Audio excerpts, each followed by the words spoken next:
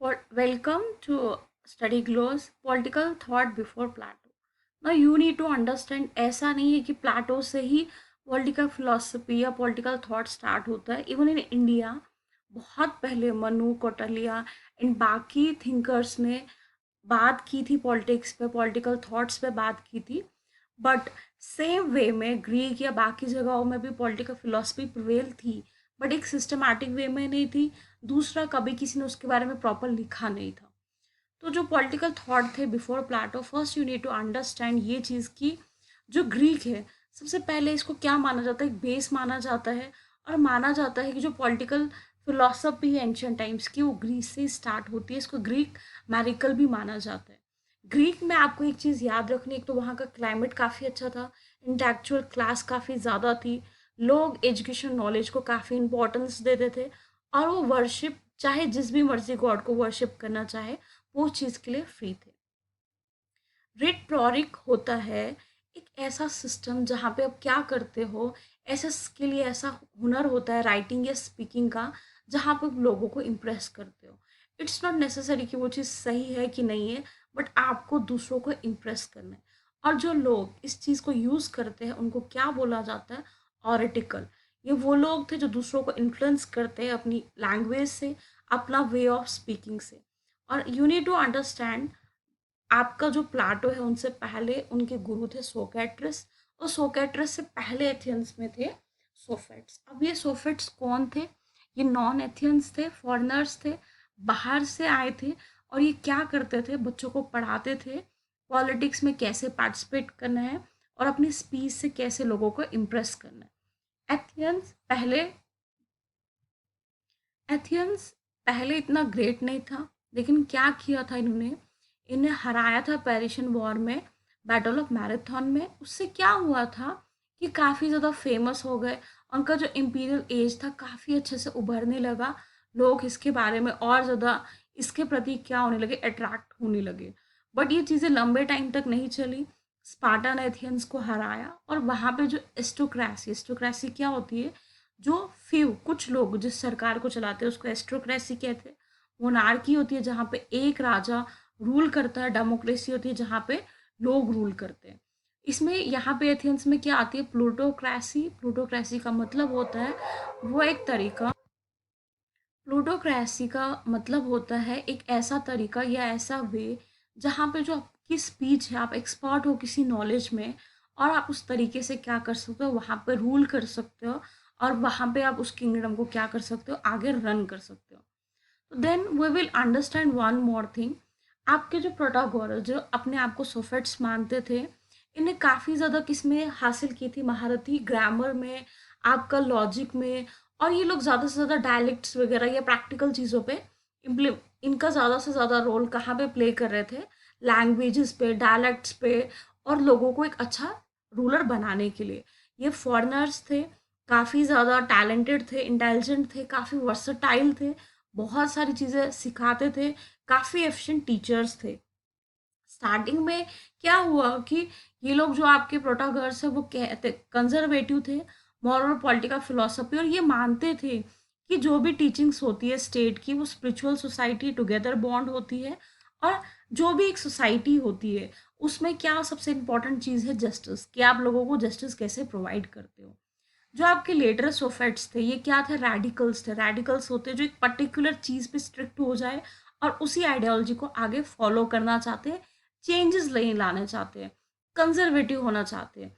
और प्लाटो ने क्या किया था, इनको क्रिटिसाइज किया था कि ये लोग सिर्फ क्या करते थे, एक सिर्फ बोलने की नॉलेज से क्या करते थे, लोगों को इम्प्रेस करते थे और रूल करते थे, बाकी इन लोगों को ज़्यादा नॉलेज नहीं थी. सोफेट्स ह्यूमनिस्टिक थे. ह्यूमनिस्टिक का मतलब होता है वो फिलॉसफी जो ह्यूमन बींग्स के आगे पीछे रिवॉल्व करती है, जहाँ पे एक इंडिविजुअल, एक इंसान क्या होता है, एक इम्पॉर्टेंट रोल प्ले करता है. उसके बाद you will understand one thing, ये काफ़ी ज़्यादा स्केप्टिकल थे, हर चीज़ को क्रिटिसाइज करते थे, और ये मानते थे कि जो नॉलेज होती है वो एब्सोल्यूट नहीं होती है. हर जगह सेम लॉज प्रिवेल नहीं कर सकते, हर सोसाइटी डिफरेंट होती है, और हर सोसाइटी के अपने कुछ डिफरेंट लॉज होते हैं जो उसको बाकी सोसाइटी से क्या करते हैं, डिफर करते हैं. तो हमें जब भी लॉज बनाने हैं तो सोसाइटी के अकॉर्डिंगली हमें देख के बनाना है. Georgia now understand this thing कि एक ऐसी सोसाइटी जहाँ पे कोई भी चीज़ एग्जिस्ट नहीं करती है, और अगर एग्जिस्ट करती है तो अननोएबल है, हमें नहीं पता है, और अगर हमें उसके बारे में नॉलेज होएगी भी तब भी हम दूसरों को कम्युनिकेट नहीं कर सकते। सोफेट्स के लिए स्टेट एक आर्टिफिशियल थिंग थी। अब यहाँ पे अरिस्टोटल कहते हैं कि जो पॉलिटिकल फिलोसफी है, पॉलिटिकल साइंस है एंड पॉलिटिक्स है, बहुत इंपॉर्टेंट रोल प्ले करती है और एक नेचुरल फिनोमिना है। और जो एक मैन है वो पॉलिटिकल एनिमल है, वो पॉलिटिक्स के बिना, सोसाइटी के बिना नहीं रह सकता है। बट ये लोग मानते थे कि स्टेट एक आर्टिफिशियल थिंग है, ये जस्ट क्रिएट हुई है सोसाइटी के बेटरमेंट के लिए, ये नेचुरली एग्जिस्टिंग नहीं थी। लॉज कंटेररी है नेचर से, हर सोसाइटी के अपने लॉज होते हैं और state to state laws differ करते हैं। सोफिट्स वर्सटाइल थे, इनको हर चीज़ की नॉलेज थी और ये हर एक सब्जेक्ट की नॉलेज देते थे स्टूडेंट्स को, और हर एक सब्जेक्ट पढ़ाते थे। अब कुछ और सोफिट्स जैसे जो कहते हैं by nature all man are equal, हर कोई जो इंसान है वो इक्वल है और हमें उनको इक्वली ट्रीट करना चाहिए। आपके जैसे थेल्स है, वो कहते हैं जो यूनिवर्स है वो पानी से बना है। डेमोक्रेटस है, वो मानते हैं कि everything is made of tiny particles, जो atom. And one more thing you need to understand here कि जितनी भी आपकी आज के टाइम पे बाद में साइंटिफिक नॉलेज या साइंटिफिक फिलोसफी या इन्वेंशंस हुए, कहीं ना कहीं जो उनकी बेस थी वो पॉलिटिक्स से रिलेटेड थी, क्योंकि जो पहले जो चीज़ें थी वो सब कंबाइंड थी, स्पेशलाइजेशंस नहीं थी।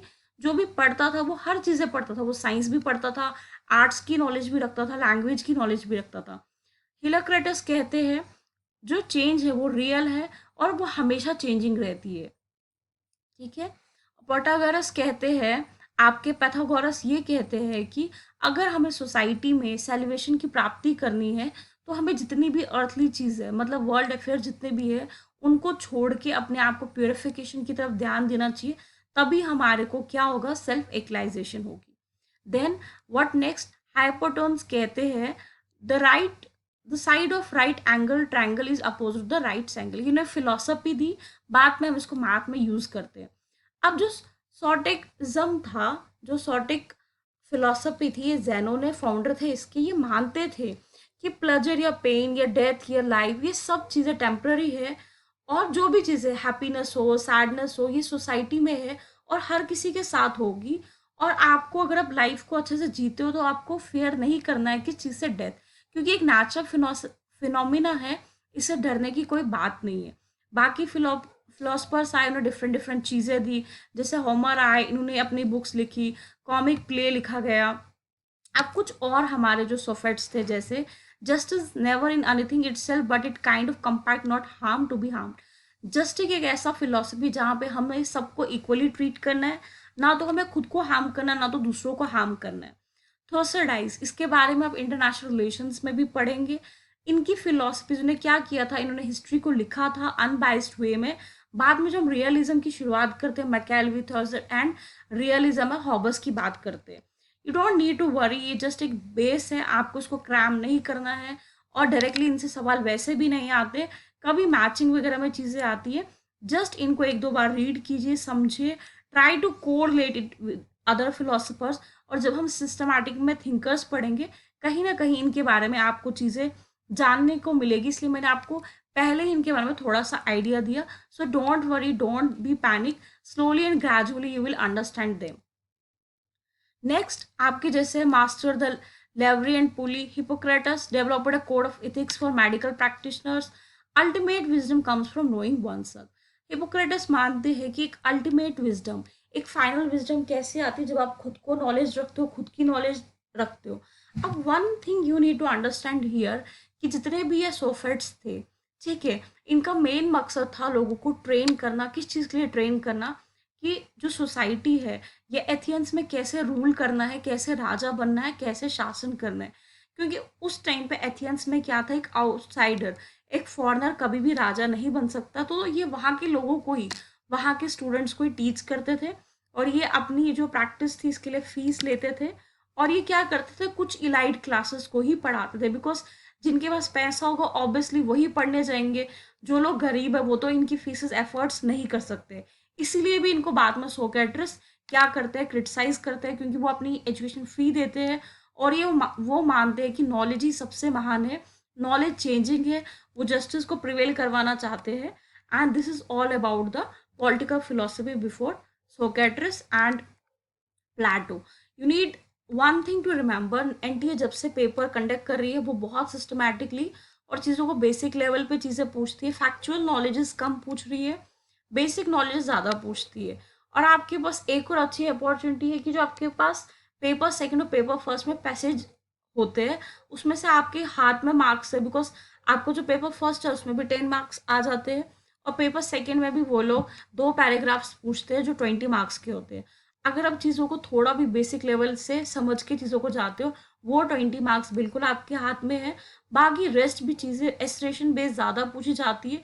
थोड़ी थोड़ी नॉलेज भी आप चीज़ों की रखते हो, तब भी आप इजीली मैच कर सकते हो, इजीली आप एलिमिनेशन मेथड से क्या कर सकते हो, चीज़ों को वहाँ से निकाल सकते हो।